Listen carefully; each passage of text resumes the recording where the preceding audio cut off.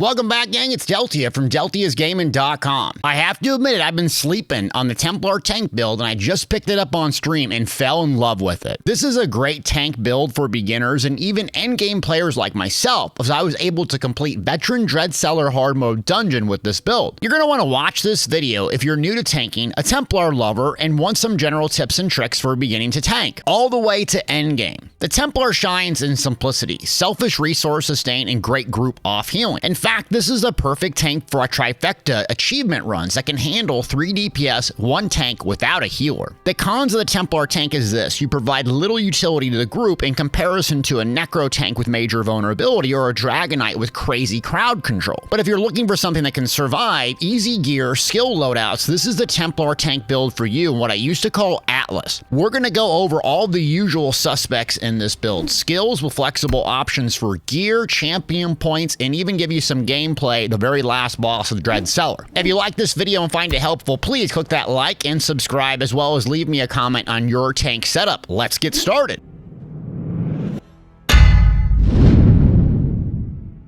We are going to start with the skills first, and we're going to use Sword and Shield on our bar, front bar for taunts and debuffs. The back bar weapon of choice is going to be an Ice Staff. This is primarily for the debuff, the elemental blockade that it provides. More on that later. So our front bar is our main debuff with pierced armor, and that's the first skill I want to go over. What this is going to do is provide minor breach and major breach, totaling an almost 9,000 resistances lowered. It's single target, and you can apply it every 15 seconds to taunt an enemy and reduce their armor. Most mobs in PvE have 18,200 armor. You want to lower that as low as possible. That way you can have 0 resistances on the mobs, increasing overall DPS, and that's one of your primary goals with this. I don't generally pierce armor or taunt every single target with this because you'll blow through your stamina. How I generally use this is my priority target: the main boss, a mini boss, or whatever is the most damage producing or the thing we need to kill the fastest.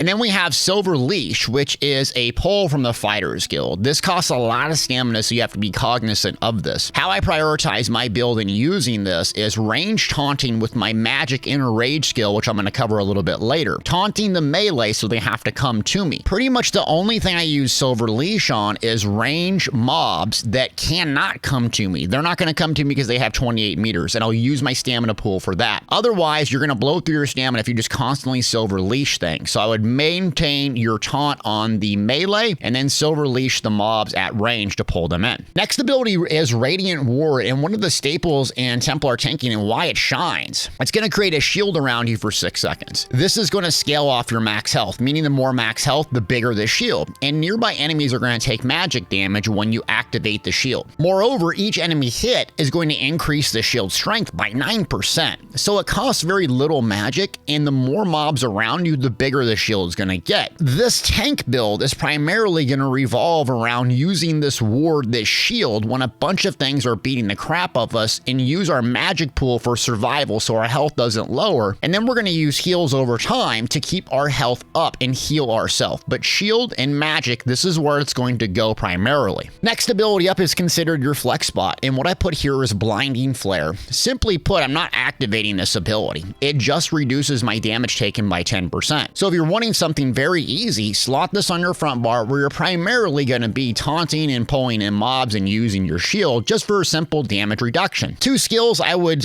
slot in here instead is Overflowing Altar. This is from the Undaunted skill line, and it is a great group utility, especially if you don't have a healer or you're playing in Trials. Another great option if you don't have another Templar with you is Extended Ritual. This is going to lay down a big AoE massive healing with a good synergy for other players. Typically, I play with another Templar, so this is not relevant to me, and I usually use Blinding Flare here just to keep the bar very, very simple. Next up is Heroic Slash. So it's going to be kind of in the same vein as Pierced Armor. This is going to provide minor maim and minor heroism, so it's going to lower the damage of the thing that you hit and also ramp up your ultimate generation for 12 seconds. So typically when I start off my pull, once I get to my priority target, like a boss or a mini boss, I'm going to taunt it with Pierced Armor, and I'm going to slap it with Heroic Slash to reduce the armor and get that ultimate generation up. I would consider maintaining the minor heroism when you can in your rotation because it really adds to the overall DPS, providing more war horns. Next ability up is the defensive ability, Reviving Barrier. This is going to provide a massive AoE damage shield for 30 seconds. The ward is also going to heal you and group members for a lot of health over 15 seconds. So the reason I have this on my front bar is the passive in this skill line is going to give us some magic recovery for merely slotting it. And two, it's a great defensive ult. Now, switching to the back bar, we're going to use an ice staff. Talked about it before. And one of the reasons is you can use the infused trait on the weapon. So the infused trait on sword and shield is cut in half due to the shield. The infused trait on ice staff is full, giving you 2,000 resistances reduced when you're using a skill elemental blockade in your back bar. You're going to choose a frost staff because you're going to have the same damage reduction via passive in the skill line with sword and shield. And it's going to do a proc frequently, that infused crusher, reducing armor. Again, if you keep up your taunt on the priority target, keep up elemental blockade, and you have Crimson Oath, the mobs that you're facing are going to have very little to none resistances, and your overall group DPS is going to skyrocket. Consider this a flex spot on your back bar. So if you're not used to this, you want something simpler, just keep it simple and double slot Blinding Flare. Inner Rage is a magic range taunt. I like this morph because it's magic based, so I keep my stamina mainly for pierced armor, heroic slash, and holding block along with Silver Leash. I'm going to use this as a magic taunt because it has a great 28-meter range, and if I'm out of stamina and I'm using that as my last resort to hold block, I can shoot off this Inner Rage and still maintain aggro on mobs without having to blow through my stamina. Some folks will use Frost Clinch with the Destruction Staff because it provides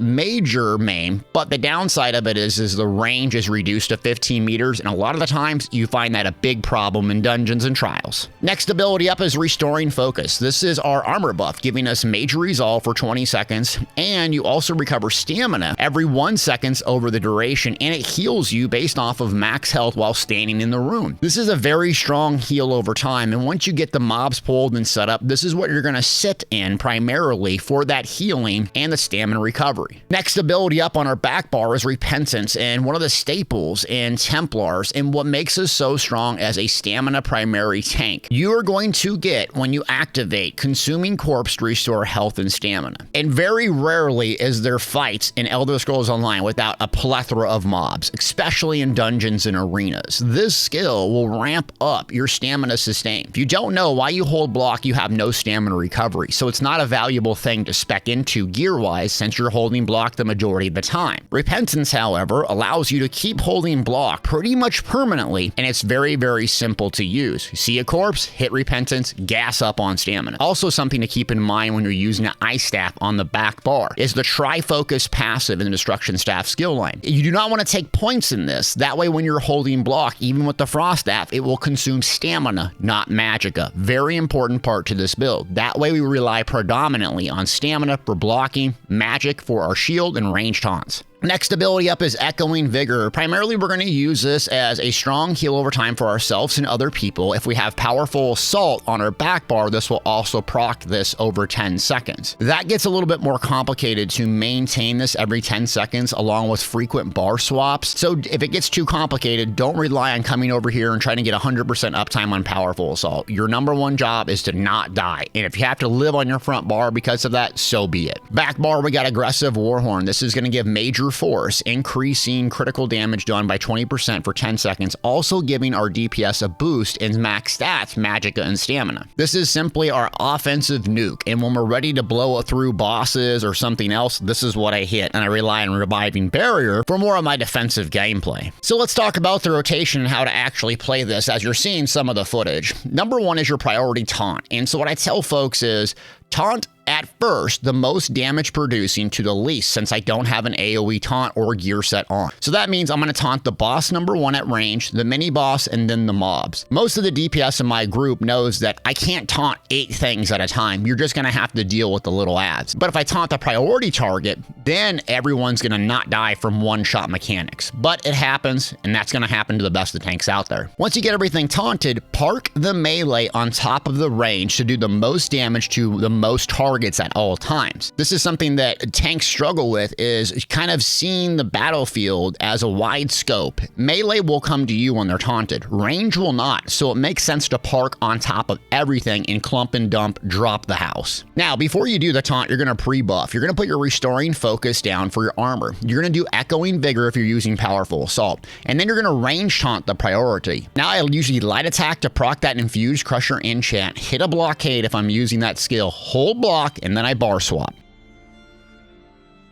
Once you start getting in combat, usually what I prioritize is using pierced armor on that priority target again, even though it's taunted, because I want to reduce the armor for 15 seconds. Then I'm going to hit it with a heroic slash to generate some ultimate and reduce the damage along with proxying Crimson Oath. Now we're going to pull in mobs that are at range and use our shield with 2 or more mobs when my health starts dipping a little bit low and I need a shield. For healing and survival, I'm going to use my magic pool for ward, that big shield, to prevent my health from dipping any further. I'm going to maintain restoring focus for healing over time, stamina sustain. I'm going to use repentance for corpses, healing myself and other group members. I'm also going to use echoing vigor to heal myself and other group members with a 10-second heal over time. And I'm going to use barrier for oh crap moments, or if I know we're going into something that everyone's going to struggle with damage. Now let's go ahead and talk about the gear sets. So I'm going to give you kind of a loadout for the intermediate level player. And then if you're using trials or you're doing dungeons, we'll give you things to swap in and out. So the first gear set is we're going to go Monster Helm. I'm not using a mythic on this build and don't care for them in the way the tanks currently play. The number one overall I think is best is Sentinel of Razakun. This comes from Darkshade Caverns 1. What the two-piece is going to do when you heal yourself or an ally, you summon a Drummer Spider that heals for a lot and restores magic and stamina in an AoE radius of 5 meters every 1 second for 8 seconds. This has a long cooldown of 15 seconds, but essentially what it does, especially playing 3 damage dealers in one tank, is it provides great resource sustain and healing to you and the group members. The downside of this set is it's not very mobile friendly. So if I hit an echoing vigor and I'm healing everyone and someone runs off clear in the corner during high mobility mechanics, that spider is going to hang out there and stay there. So not necessarily good in dungeons with a lot of mobility. Here are some options for you to flex in and out. If you're a trials person playing with 12 people in the group, consider picking up Kratos Behemoth from Black Drakeville. This is great for trials or playing with magic damage dealers because it's going to ramp up the flame damage and lower flame damage received. It has a 12-meter radius, so in coordinated groups, you're going to have to maintain inside that 12 meters, which is great for trials. Make sure you have a flame charged one-handed on your sword and shield, so when you hit pierced armor or light attack, it procs it frequently. For dungeons, if you want really high damage, you're not concerned about resource sustain, go with Magma Incarnate from Cellar.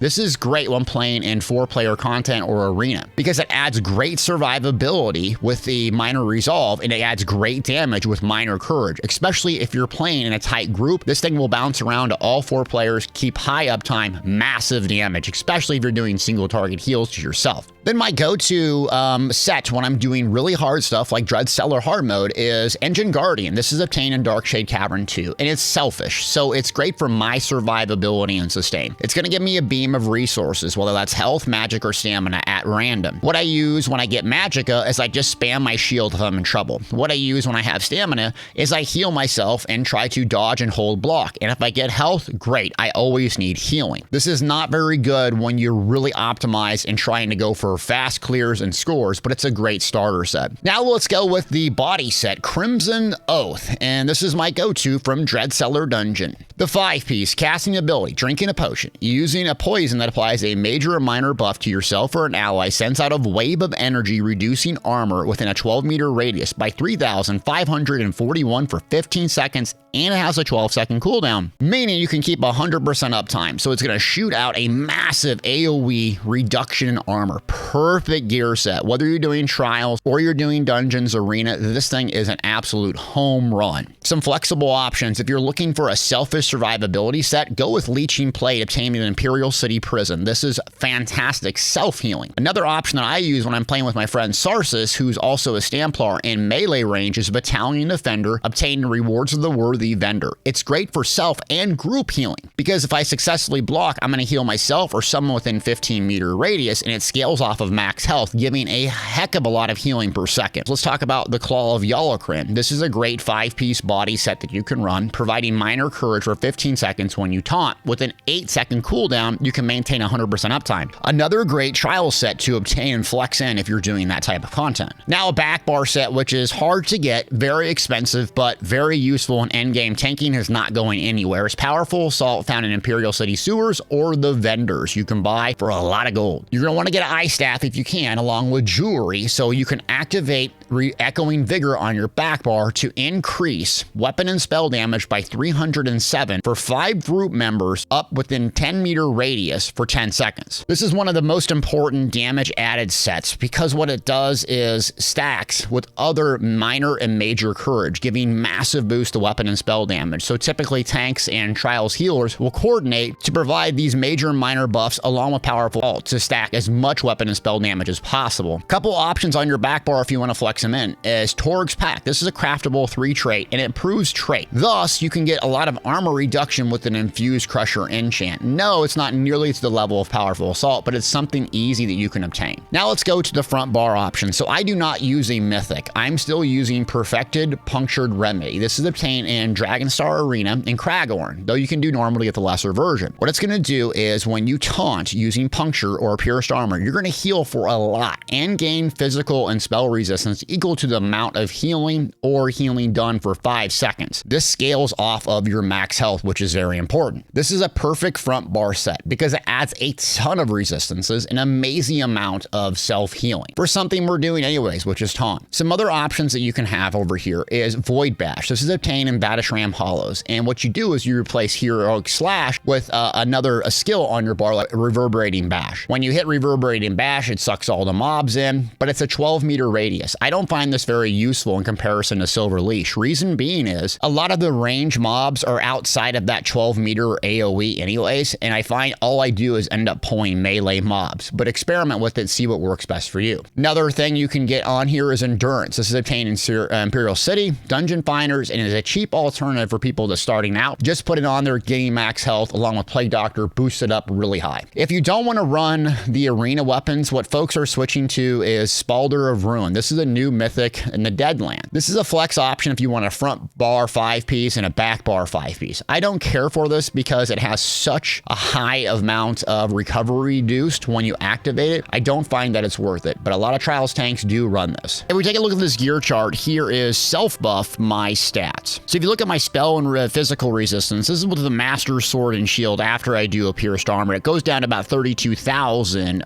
without that. I have some crit resistance because these traits are not mid-max, but I'm sitting right at 44,000 health. You could expect about 45, 46 if this was mid-max with all the right traits. I have my max stamina pool a little bit higher than my max magical pool. That's very important because if you're getting skills like energy orbs and you hit that synergy for resource sustain, it's going to give you back whatever resource is higher. So you want stamina to be higher. If you can't block, you're dead. You got to prioritize stamina. So a good, generous, wide stat pool. I have magic recovery around 1200, which is also useful. And then just have a lot of resistances, and that's going to make us very, very tanky along with our shield. So we're going to use magic and heals for that. And this is my stat pool. Now let's go ahead and take a look at 3 charts in case you're a brand new player and you want something to start the game with. And as a beginner player, some sets I'd recommend getting is Grace of Gloom. This is an overland set that you can get straight away, and it's dirt cheap off the traders. You're going to pair this with Ebon Harmony on the body, increasing max health for everyone around you, including for a trial, along with Endurance on your front bar weapons. This does not require a Monster Helm, doesn't require a Mythic or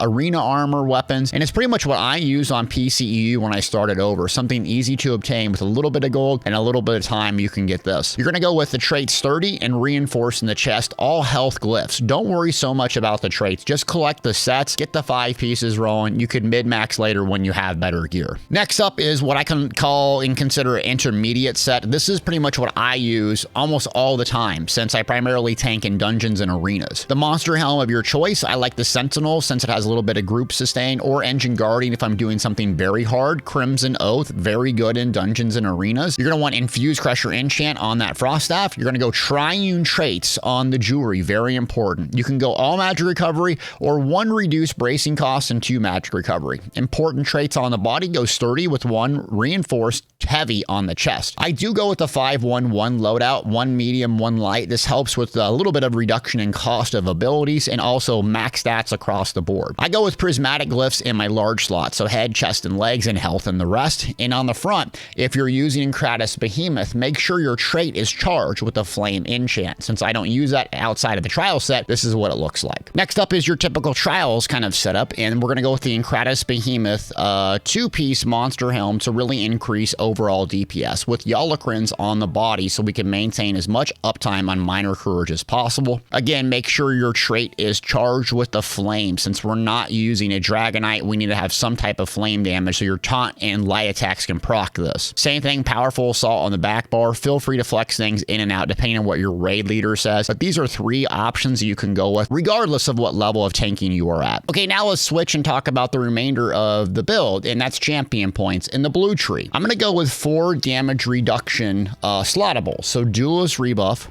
ironclad, unassailable, and enduring resolve. Each of these slottables has some type of damage reduction, and that's really what I want on this build: as much damage reduction out of the warfare as possible. In the red tree, I'm going to go with something similar. So bracing anchor, boundless vitality, bastion, and fortified. Bastion is the real tricky one here and the key. It's going to increase the effectiveness of your damage shields, along with bracing anchor reducing the amount of damage when you're blocking. The green tree really doesn't affect performance very much, so we're going to go with Steed's Blessing, Rationer, Liquid Efficiency, and Treasure Hunter. For the racial choices, I would go with the Imperial. This is best overall in my opinion. Red Diamond passive is going to be awesome because it not only affects reduction in cost of your abilities, but blocking and dodging, making us very, very stable as a blocking Templar. Mundus Stone, I'm going to go with the Lord, increasing our max health, and this is nice because a lot of our abilities scale off of max health, but I've also gone with the Atronach to be able to cast a little bit more frequently, since even when I'm holding block, I can still get magic recovery. Attribute points, I'm going to go with all max health, since all of our abilities scale off of max health. As long as your stamina is a little bit higher than your magicka, you're good to go. Consumables, pretty simple here, but I'm going to go with the food, Bewitched Sugar Skulls. It's going to give me stats across the board, along with tripods on cooldown. Now it's time to show you this build in action and what I used on my live stream to complete Veteran Dread Cellar hard mode, me narrating and kind of walking you through my thought process and gameplay. Here we go. Bring it over here. Now, we may have to adapt the build just to be so dang survivable. We'll see how it goes. Put my shield back down. That heavy attack, thanks for the follow. So here's the challenging point when you're stam. So let's pull them in. There we go. Nuggets are in. I'm gonna hit a barrier. Okay, repentance, their bodies. Okay, we're at 88%, looking good. One more little nugget. I'm gonna pull it back to the edge here a little bit. I'm gonna eat this one. Oh, posture check, thank you. I'm gonna point it away so you should be able to hit it, Sarsis. There we go. Okay, 82%, looking good. Great healing. So we're waiting to 65%. That's the phase that we're trying to get to. So I'm trying to change the ad, just monitor, calm, cool, collective, monitor my resources. There's a big heavy attack, so after that, I'm going to do a fully charged heavy attack. Get my resources back. Now we're going to blade this stuff down here. I'm going to sidestep, put a shield up. You can block or dodge it. I'm going to put another shield up, and here comes the ad. So I got a tripod up. I'm going to wait on my tripod. Debuff the boss here, and then one more ad to stack and pull. There we go, got him in. Then I'm gonna heal up. I gotta get in this phase. I'm gonna hit a barrier here. Yep, and taunt the boss, debuff him. Taunt this little critter, debuff him. 68 gang, get ready. Okay, now we're gonna move over here. After this, don't stack. Yep. Okay, I'm gonna go bring the boss over here. One more little critter. Let's kill this critter before we go. Okay, now we gotta go into the thing. Ready? 3, 2, 1. Okay, here we go. This is gonna be the flame one, and there's gonna be a big bone colossus that comes out. I'll do my best to get it straight away. Here it comes. Spinny, spinny. I got the colossus off us. Cleave, sorry. Healer's down. We're gonna have to take the synergy straight off after we get out of there. We're probably not gonna be able to clear it, but we need some practice. We gotta get this down, gotta get this down, gotta get this down, or we're dead. Yep, we're dead. Try to get a res quick. Yeah, there's no way we're gonna... Well, what happened with the DPS there? Why was it low? Just need the buffs from the healer, maybe? Yeah. Okay.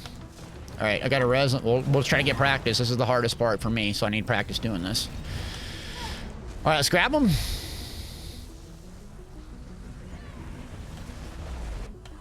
Get ready.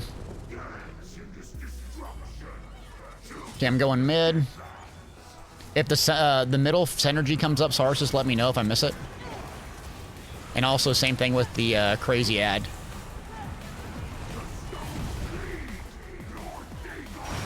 Okay, there we go. Pulling crazy ads in. Got it. Flame wave. I'm gonna hit a barrier.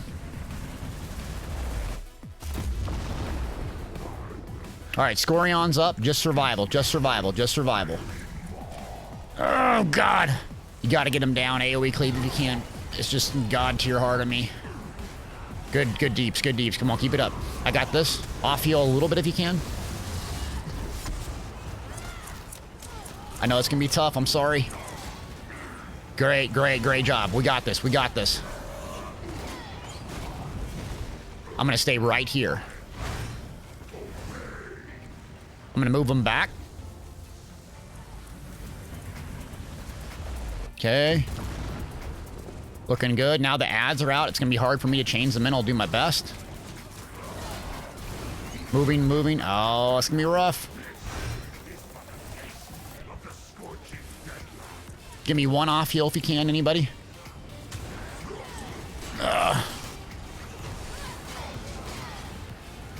There we go. Just about got him down. There. I got this phase. Yep. I got it.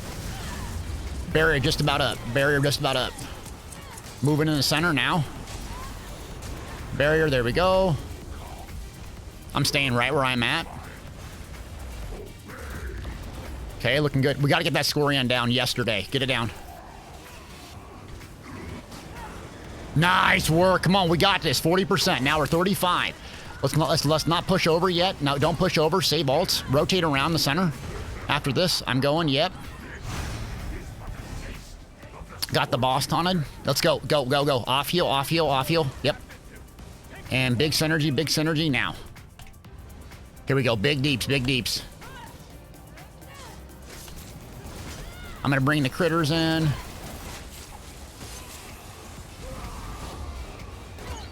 Come on. Okay. Pierced armor up. Come on, a little bit more deeps. Let's go. And XC, come on. We got it. Yeah. Did we get it? Oh, did they empower or no? All right, we have 2 synergies up. Get ready. Ready? And now. We got this. I'm going to save the barrier. When Scoron comes up, let me know. All right, I'm stacking the nuggets over here. I'm coming in for the barrier. Big barrier now. I have to stay in this middle part. Good. As soon as you see the Scorion, let me know. Scorion. Okay, got it. Okay. 1 second. Jace, as soon as this is down, go get the synergy, okay? I'm probably gonna die here. Get the synergy. I wouldn't mess with resing. Quickly. Yep.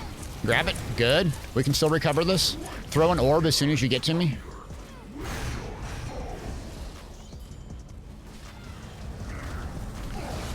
I'm pulling back. Just about got a tripod up. I gotta stay and eat this.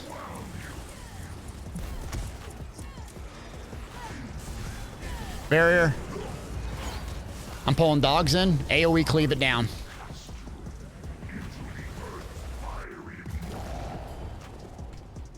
There we go. Taunt.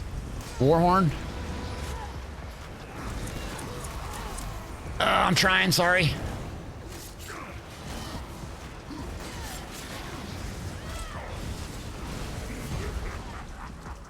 Yep.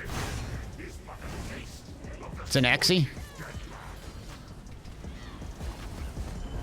Oh, big colo. Big colo for the win, baby. Come on, come on. Okay, rotate in the middle here. I'm staying right where I'm at.